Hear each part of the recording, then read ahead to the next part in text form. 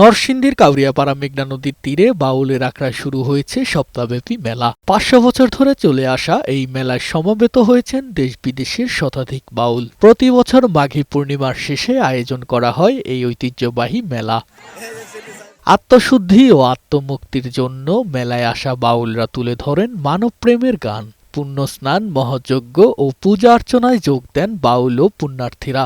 India, Bharat বিভিন্ন জায়গা থেকে আমাদের এখানে ভক্তরা এসে থাকেন।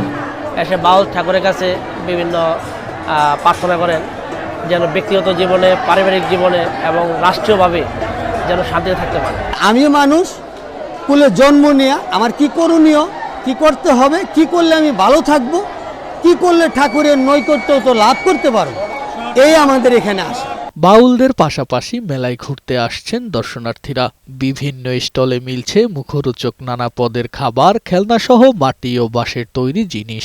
প্রত্যেকটা লোকের যেন ভালো হয়, পারিপার্শ্বিক অবস্থা যেন ভালো থাকে, সাংসারিক সুখ শান্তি যাতে বৃদ্ধি পায়। এখানে স্নান হয়, পুণ্যার্থীরা আসে, যার যার মনোকামনা বাসনা পূর্ণ হয়। বৃহস্পতিবার শুরু হওয়া এই বাউল মেলা চলবে আগামী 20 ফেব্রুয়ারি পর্যন্ত। তুষার আহমেদ, বৈশাখী সংবাদ।